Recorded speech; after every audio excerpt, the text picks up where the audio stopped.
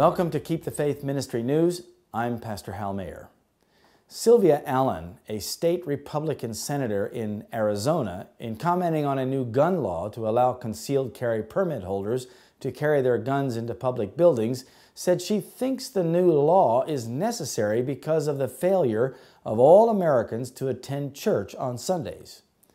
Speaking of the horrible erosion of the soul of America, Allen said, "We are slowly eroding religion at every opportunity we have.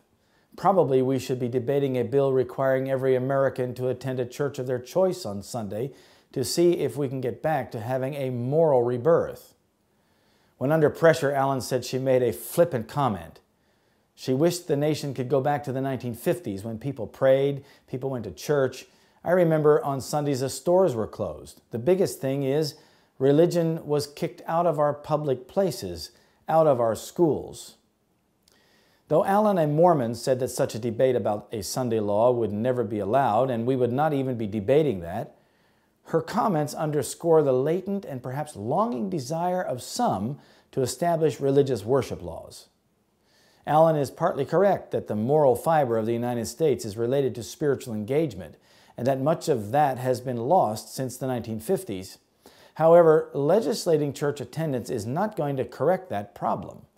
Religious worship laws make religion legal, not spiritual. Lip service to religious ideals in compliance with a coercive law will never bring moral reform. Instead, such laws will resurrect the persecutions of the Middle Ages. Note that Allen's comments did not suggest that such a Sunday worship law would be just for her state of Arizona, but would apply to all Americans. While at present the idea of a church worship law would be rather unpopular in the United States, not to mention that it would be unconstitutional, after a few serious disasters and other crises, it could quickly come to the forefront. Yet this very class, that's teachers of religion, put forth the claim that the fast-spreading corruption is largely attributable to the desecration of the so-called Christian Sabbath, and that the enforcement of Sunday observance would greatly improve the morals of society. This claim is especially urged in America, where the doctrine of the true Sabbath has been most widely preached. That's Great Controversy, page 588.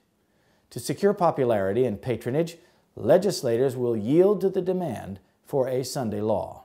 Testimonies for the Church, Volume 5, page 451. I'm Hal Mayer. This is Keep the Faith Ministry News. Thank you for watching.